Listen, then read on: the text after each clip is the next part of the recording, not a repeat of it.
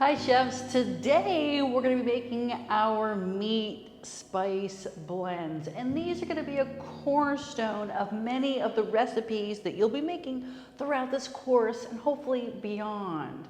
So why are we starting here? Well, a lot of the meat analogs or meat replacements that we're going to be making using plant-based ingredients still need to trick the mind and make people think that they're eating traditional meats. So that's why we're gonna make 4 of the most common meat analog spice blends. We're gonna be making chicken, pork, beef, and lamb. And each one of these, you'll see, has a different set of spices that you can find in almost any store around the world to make a dry seasoning blend that will last for about 6 months if you store it properly in your cabinet, and you can use it in almost anything. We use it, like I mentioned, throughout this course, but you can also use it for other things like putting on French fries, making broths, or almost anything, just even to make bouillon.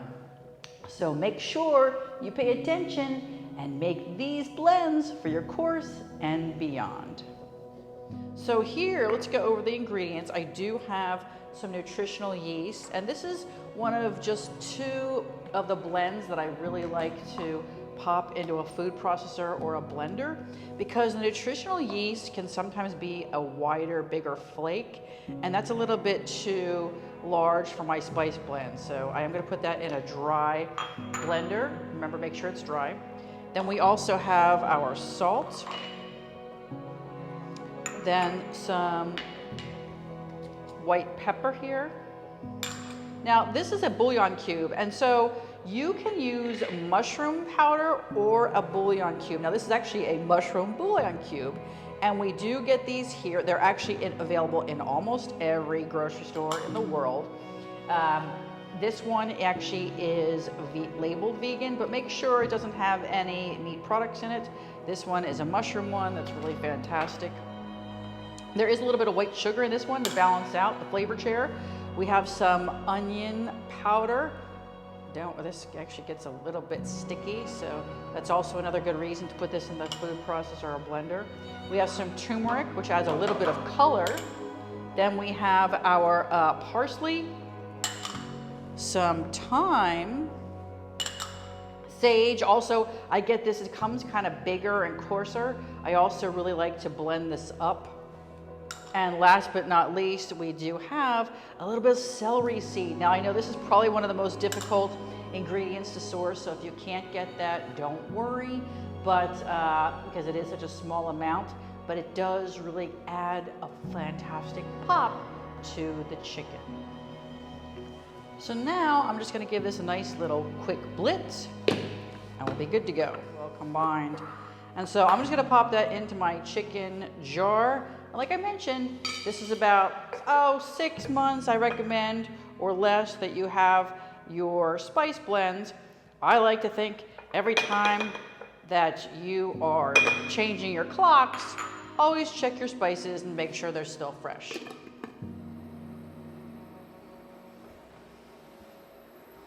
You just want to get a nice flat skillet, saute pan, and make sure it's dry.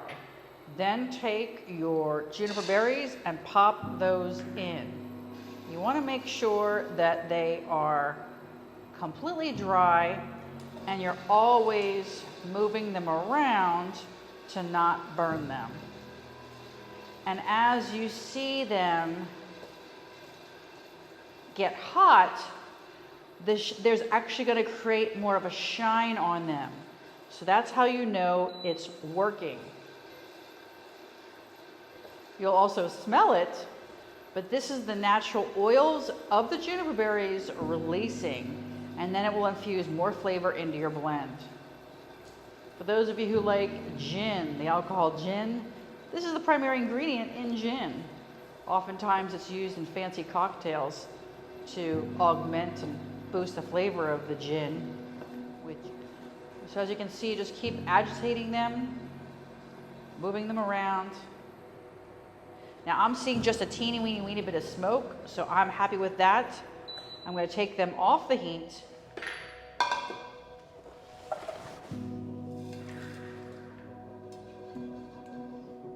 and then take them out.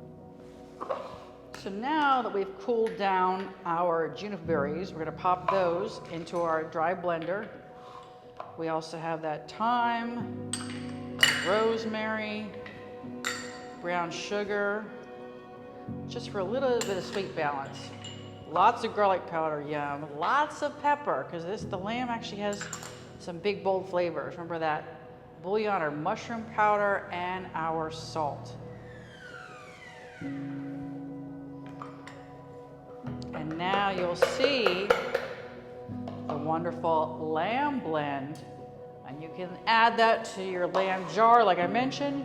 This will keep for about 6 months, but I promise you, probably go through it faster. And now we're moving on to our beef blend. Look at that gorgeous red color. And you can see that's coming from one of our ingredients here. But let's start from the beginning. And we have, once again, our salt. Look, we have triple the amounts from the other blends. This is 3 bouillon cubes here, or mushroom cubes. Of course, we have the onion powder, garlic powder, black pepper, sweet paprika, and oregano. Now, like I mentioned, you don't actually have to blend this in a blender, but because it does have, we have a lot of humidity here in Greece, I'm going to be putting them, because of these mushroom bouillon cubes, I'm going to put them in here. Also, the onion powder does tend to get a little bit cakey, so I like to put that in there. The black pepper, that garlic powder, I wish you guys could smell this fantastic sweet paprika, or you might just see that labeled as just paprika, and then oregano. And I'm just going to give this a blitz. And look at that fantastic, gorgeous beef. Wonderful for all of your meat analogs. And last but not least, we have our pork seasoning. That's right. So fantastic, because so many people love pork and bacon and spare ribs, that sort of thing. So once again, you can see we have a lot of different flavors going on, not just that salt. So this is a unique blend, not because of the salt. So I'm going to pop in the salt first. Then we have some of the white pepper. Not too much of the bouillon. We just have 1 cube this time. But what you'll notice here, we have really a lot of sweetness going on. Look at that, all that brown sugar. So we do have, this is the sweetest blend, if you will. This also has a good amount of garlic powder, no onion, but this is actually the mustard. That's right, a fantastic hit of that mustard, which provides so much umami. We have both sweet as well as smoked paprika. Once again, you might find it just paprika, be labeled just as paprika, not sweet. We have a little bit of clove. We have some anise or fennel. I have anise here today. And then just for a little heat, some cayenne pepper. And I'm going to give this a blitz. Look at that gorgeous blend of all of those seasonings for our fantastic pork.